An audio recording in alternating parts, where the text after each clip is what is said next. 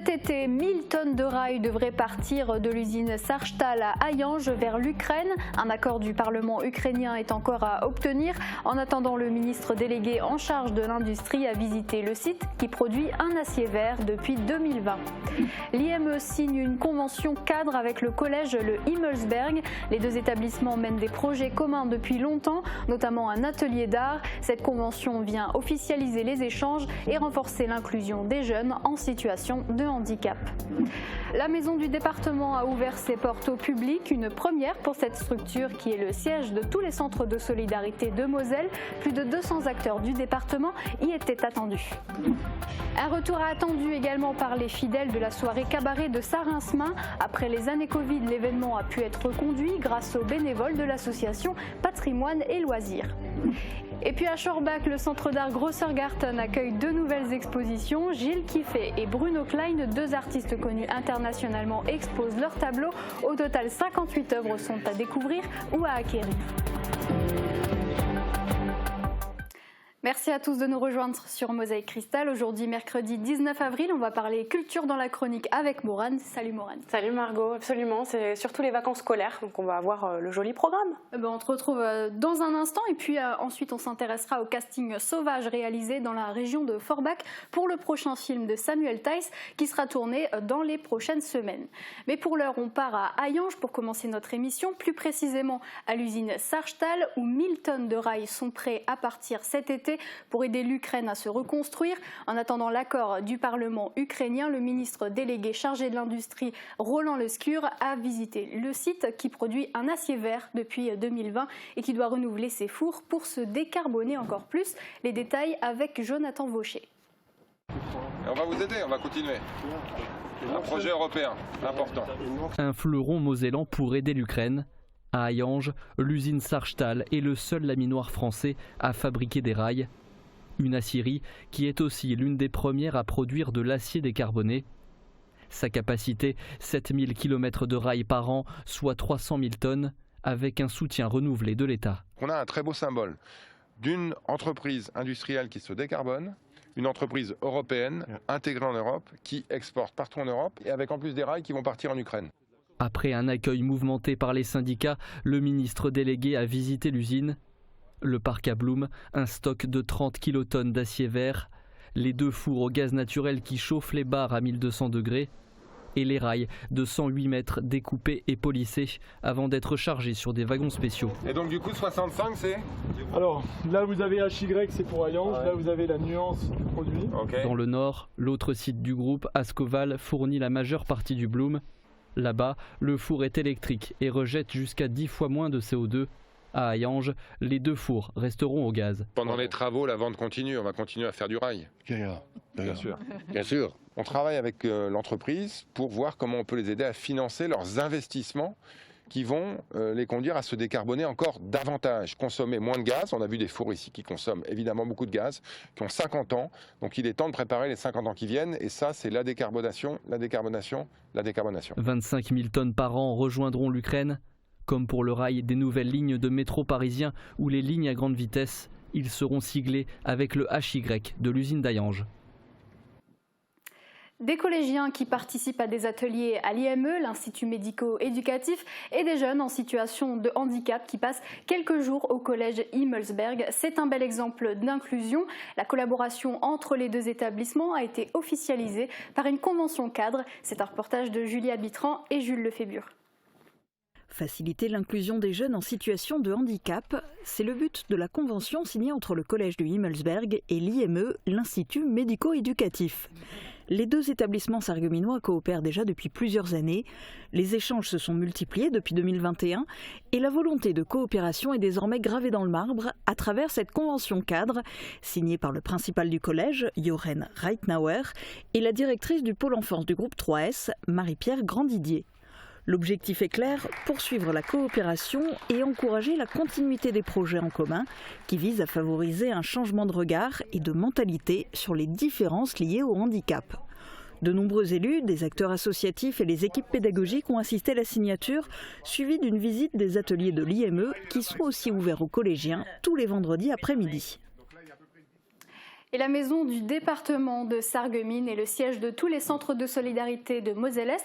Plus de 200 acteurs du territoire et des élus départementaux étaient invités pour les premières portes ouvertes. C'était l'occasion de découvrir l'offre d'accompagnement proposée par les services médico-sociaux et les missions des professionnels. Retour sur l'événement avec Jules Lefébure et Thibaut Desmerlet. Comment fonctionne et quel est le rôle des centres de solidarité de Moselle? Les réponses ont pu être données lors des toutes premières portes ouvertes de la maison du département de Sarreguemines vendredi dernier. La structure est le point névralgique de tous les centres de Moselle-Est. En tout, 77 agents sont répartis sur le territoire de Sarreguemines Beach dans plusieurs services. L'objectif de l'événement était de sensibiliser les partenaires sociaux sur les moyens d'accompagnement et les missions des agents, mais aussi de faire découvrir aux nombreux invités les activités des services médico-sociaux. Les portes ouvertes étaient aussi l'occasion d'échanger autour de futures actions dans différents domaines, comme l'enfance, le handicap ou l'habitat. La sous-préfète, Dominique Laurent, était présente. Et puis grande nouveauté à Sarreguemines, un barrage vient d'ouvrir. Le repère d'Arkham attend ses clients joueurs au 55 rue de France, à point nommé pour ce début de vacances scolaires. Les adeptes étaient au rendez-vous dès le premier jour. 400 jeux sont pour le moment à disposition des consommateurs dans un vaste espace ambiance années 1900 et dans 2 salons privatisables. Le repère d'Arkham propose aussi une petite restauration salée et sucrée. Un espace boutique permet d'acheter son jeu favori. C'est ouvert du mardi au dimanche de 10h à 23h. Pendant les vacances, les horaires ne sont pas encore définis pour les périodes hors vacances scolaires. Elle existait déjà, mais son retour était attendu. Annulée 2 années de suite en raison du Covid, la soirée cabaret organisée à Saint-Rinsmin par les bénévoles de l'association Patrimoine et Loisirs a enfin eu lieu. Pendant plus de 4 heures, la soirée a diverti les spectateurs. C'est un reportage de Jules Lefébure et Guillaume Dumonteil.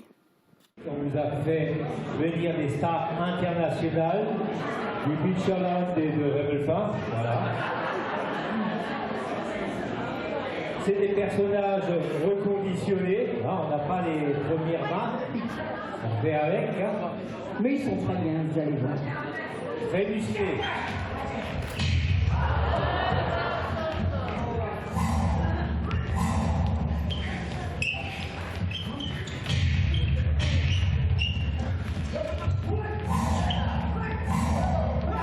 Ce samedi soir à Saint-Rinsmin, la force ou la farce était à l'honneur. Les amateurs de grâce et de volupté aussi étaient servis. Bref, il y avait de quoi voir, boire et manger à l'occasion de la soirée cabaret proposée par les Crazy de l'association Patrimoine et Loisirs. Après 2 ans d'absence pour cause de Covid, ce rendez-vous traditionnel a enfin pu retrouver son public pour 2 représentations. La première, c'était le week-end dernier et la seconde aura lieu samedi. Elle affiche d'ores et déjà complet.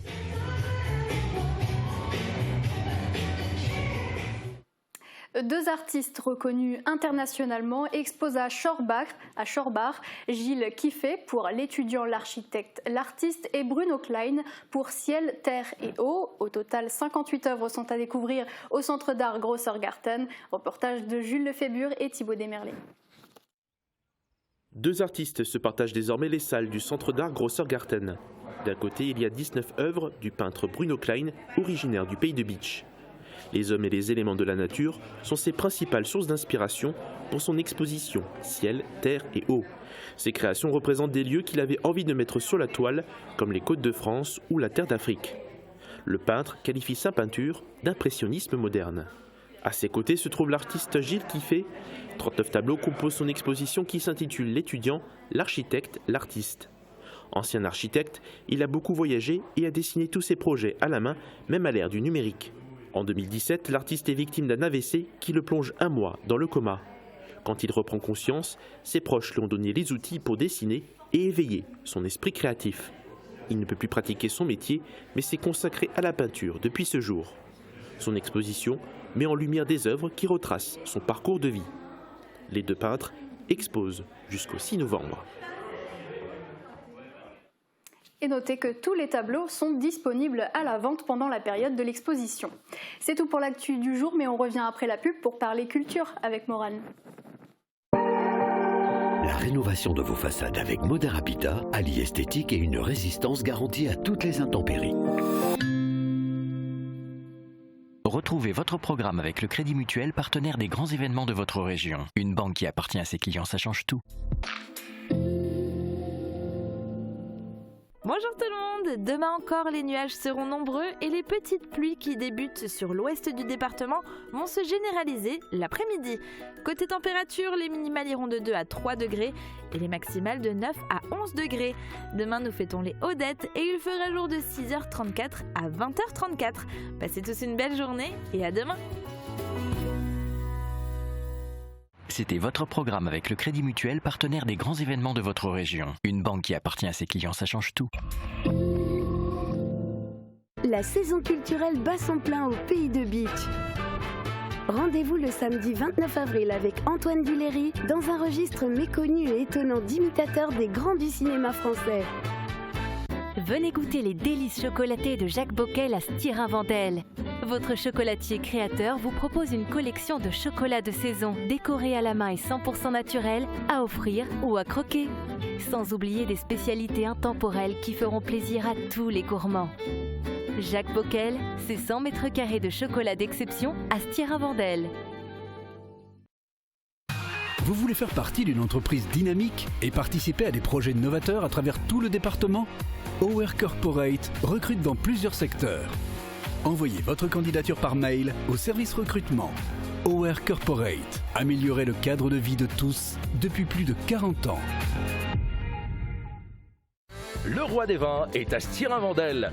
Faites votre choix parmi plus de 3500 références de vins. Une large gamme d'alcool et de spiritueux. Et des idées cadeaux pour toutes les occasions.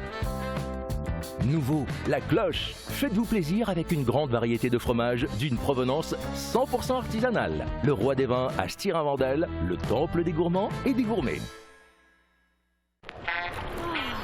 Je peux enfin profiter de la piscine. Suite à une intervention chirurgicale, nous pouvons vous fabriquer des embouts sur mesure étanches pour éviter l'insertion d'eau dans le conduit auditif. Et quand je bricole, comment me protéger ? Il existe aussi toutes sortes de protections sur mesure adaptées à chacune de vos activités. Nous choisissons ensemble le filtre atténuateur qui vous convient. Et pour la moto ? Et la musique alors ? Quelle que soit votre activité, il est important de protéger son audition.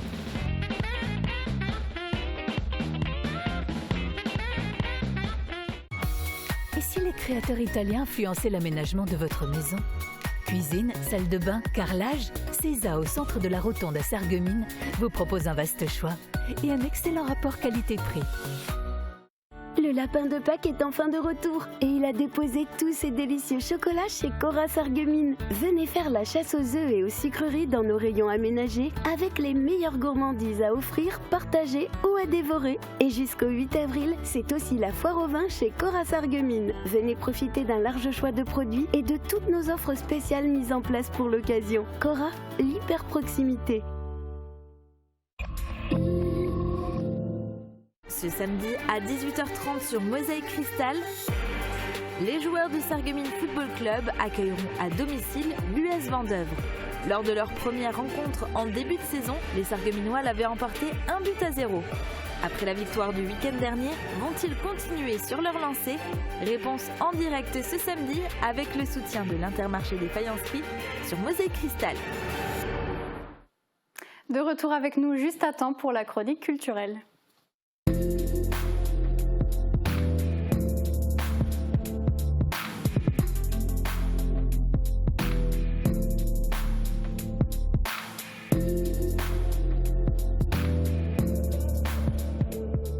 Maureen, donc comme chaque mercredi, donc on va faire un petit peu le tour des sorties à faire ce week-end. Bah oui, comme d'habitude, sortez vos agendas. Alors vendredi, l'association généalogique de Hambar, pays de Sarreguemines, vous propose une conférence sur la germanisation des noms en Alsace et en Moselle annexée. Durant l'annexion, les mesures de réintégration dans le Reich se succèdent et parmi elles, les mesures de germanisation. L'une d'elles concernera les changements de noms, ceux des toponymes et ceux des patronymes. Changements de patronymes auxquels la population essaiera de se soustraire, non sans s'exposer s'opposer à des mesures de coercition. C'est ce chapitre de l'histoire régionale que Madeleine Zimmermann-Munch évoquera donc ce vendredi à 19h dans les locaux de l'association situés au 8 rue du Stade à Hambach. Et notez que l'entrée est libre. Samedi soir, le folk est à l'honneur au Domino's Bar de Lemberg. Folk und Knäppler, allez musique et gastronomie s'il vous plaît. Dans le cadre d'une fin de semaine folk dans le pays du Verre, 3 groupes viendront présenter leur répertoire. Et afin de rester fidèle à l'esprit populaire de ce courant, un repas de Knäppler, plat traditionnel de Verrier, sera servi. Tarif 8 €, tout compris. Alors attention, si ça vous intéresse, pensez à réserver vos places auprès de l'association. Et c'est tout pour les sorties, Margot. C'est tout, il n'y a plus rien. Ouais, c'est ça. C'était les 2 seuls de ce week-end. Ouais, j'avais pas envie ce matin. D'accord. Ouais. Non, mais je sais que tu plaisantes et que tu en as plein d'autres. En début d'émission, tu disais que tu donnais le programme pour les vacances scolaires. Ouais, tu me connais trop bien, mais oui, Margot, on pense aussi au piou-piou dans cette chronique. Mais on va pas se mentir, ça va aussi faire du bien aux parents d'occuper un petit peu les enfants. Alors, on va démarrer du côté des musées de Sarreguemines dimanche 30 avril. Rendez-vous au musée de la Faïence pour un atelier parents-enfants sur le thème de l'hygiène, intitulé Tout beau, tout propre. Cet atelier vous propose de découvrir des pièces d'hygiène tout droit sorties de la manufacture sarregueminoise avant de fabriquer vous-même votre savon. C'est à partir de 5 ans et vous pouvez réserver vos places auprès des musées de Sarreguemines. Moi, si j'étais enfant, en tout cas, je trouverais ça trop cool. C'est toujours chouette ce qu'ils font comme atelier. C'est clair, c'est trop chouette. Voilà. Alors, on part pour Bliesbrück maintenant, Margot, au parc archéologique de Bliesbrück-Rheinheim. Alors, cet après-midi, un atelier mosaïque qui est organisé. Alors, je précise, rien à voir avec notre chaîne, évidemment. Les enfants pourront découvrir et expérimenter cette technique. C'est de 14h à 16h et attention, il faut aussi réserver en amont. Alors, encore une fois, cet atelier est accessible à partir de 5 ans. Autre atelier aussi vendredi prochain, le petit labo des archéos. Que nous racontent les objets découverts durant les fouilles archéologiques et comment les faire parler? Vos enfants vont se mettre dans la peau de véritables archéologues pour classer, identifier, dessiner et interpréter les vestiges du passé.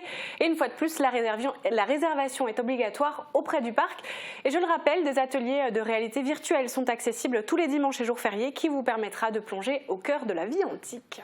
Bah, dommage que c'est que pour les enfants, parce que moi aussi j'aurais bien aimé devenir archéologue le temps d'une après-midi. C'est clair. On y va ensemble si tu veux. Bah allez, on s'infiltre, on fait des couettes et ça passe quoi. Allez, ça passe. Alors on continue. Si vous préférez les balades en nature, l'Office de tourisme Sarreguemines Confluence vous propose encore et toujours les balades Randoland, Sarreguemines, Sarralbe et Puttelange-au-Lac. Aidez l'inspecteur rando à résoudre des énigmes tout au long des circuits. À faire en famille, cette activité sollicitera vos jambes et votre matière grise. Vous pouvez télécharger gratuitement les livrets sur le site internet de l'OT, sarreguemines-tourisme.com, ou l'acheter 1 € directement à l'Office de tourisme de Sarreguemines. Et l'aventure n'attend plus que vous. Bah, ils sont servis les enfants pour les vacances. Ah ouais, c'est clair, ils ont vraiment de la chance. Moi aussi, je vais aider l'inspecteur rando à résoudre des énigmes là. Ah oui, nous à la place, on doit aller au boulot quoi. Donc ouais, un peu moins fun. C'est un peu moins fun. Ouais. Après, on peut s'organiser un petit parcours énigme entre la photocopieuse et la loge maquillage. Hein. Bah, on garde l'idée pour plus tard. C'est une idée, je pose ça là. On proposera au chef, on verra ce qu'il en dit. Quoi de prévu du côté des médiathèques? Un paquet de choses. Les médiathèques de l'arrondissement sont toujours au taquet en matière d'animation. Alors du côté de Beach, par exemple, je vous en ai sélectionné 3, parce que la liste est quand même longue comme le bras et j'ai pas le temps de tout vous détailler. Alors cet après-midi, direction Götzenbrück pour une initiation à l'aquarelle avec Edgar. Vous allez apprendre à mélanger les couleurs pour en faire des cartes de vœux. C'est à 14h et attention, il faut vous inscrire auprès de la bibliothèque. Et on reste dans le domaine de l'art et toujours à Götzenbrück, l'association Les Chabots vous propose de découvrir des encres végétales. Entre aquarelle et calligraphie, cet atelier sera 100% écolo. En amont, partez à la cueillette de fleurs, plantes et autres baies pour fabriquer vous-même votre encre végétale. C'est donc mercredi prochain et il faudra s'inscrire auprès de la bibliothèque de la commune. C'est tout public, donc ça conviendra aussi aux petits comme aux grands. Top. Allez, encore une dernière pour la route. Une dernière pour la route. Voilà. Alors, un atelier illustration en présence de l'illustratrice et scénariste Céane Park sera organisé à la médiathèque de Beach cette fois. Vendredi 21 et samedi 22 avril, vous allez découvrir les techniques d'illustration de l'artiste après une lecture de son album Papa Ballon. Les enfants réaliseront des dessins lors de cet atelier. C'est réservé aux 5-9 ans sur inscription et ça a l'air vraiment trop chouette. Eh ben effectivement, et qu'est-ce que je regrette de ne plus avoir 8 ans. Pareil quand je vois tout ça. C'est clair. Merci beaucoup Morane, à la semaine prochaine. Ah non, il faut encore la médiathèque de Sarreguemines, Margot. Eh bien très bien, je te laisse poursuivre. On continue avec... Ah bah non, il y a 2 médiathèques sur l'arrondissement. Du côté de Sarreguemines, le programme est bien chargé. Alors une fois de plus, Margot, j'en ai sélectionné 3. Samedi, on s'en va au potager avec Léon, le jardinier. C'est un spectacle musical et sans parole qui propose une découverte amusante et sensorielle du monde du potager. Parfum de terre, chansons de la pluie ou encore danse des chenilles. C'est un spectacle à voir en famille et c'est signé la compagnie Atelier du Sous-Sol. Et puis mercredi prochain, partez à la découverte des oiseaux aux côtés de l'association Les Pivers. Plusieurs ateliers ludiques seront proposés, plusieurs thèmes seront abordés, l'alimentation, le voyage ou encore la migration. Et le but de l'association, c'est de sensibiliser tous les publics à la richesse et à la fragilité de l'environnement. Alors profitez-en. Et puis dernière sortie, enfin samedi 29 avril, Manuela Pechman, sylvothérapeute, vous propose une expérience immersive en forêt. Alors sur toute l'après-midi, vous pourrez échanger avec l'intervenante lors d'un moment privilégié en amont pour parler de la forêt comme un lieu de ressourcement indispensable à son équilibre physique et mental. Et en fait, juste après, vous profiterez d'un bain de forêt à la forêt du Bourrols.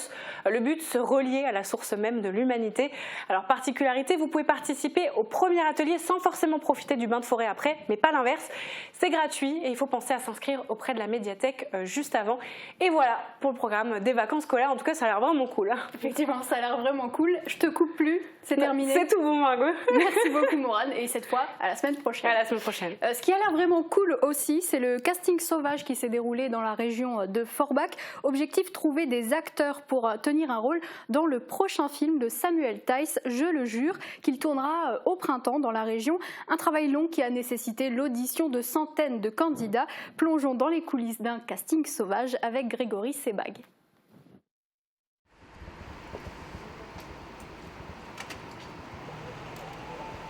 Tout commence dans la rue, au supermarché ou dans les cafés, comme dans ce café de Forbach. Après Party Girl et Petite Nature, Samuel Theiss revient dans sa région d'origine pour son 3e long métrage en tant que scénariste et réalisateur. Et encore une fois, il a décidé de travailler avec des acteurs non professionnels repérés lors de castings sauvages. Ce sont ses assistantes de casting qui sont chargées d'effectuer les premiers repérages, des visages, des personnalités susceptibles d'obtenir un rôle dans le film. L'âge, voilà. Le numéro de téléphone. Alors, essayez de mettre, parce que sinon, quand je vais vous envoyer un message, à Inès, comme ça coupe entre les deux. Hein. Donc, c'est ça. Et donc, vous, jamais d'expérience. Voilà. Donc, voilà.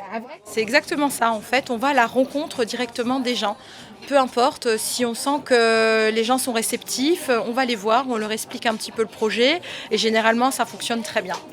Ils ont envie de participer à l'aventure.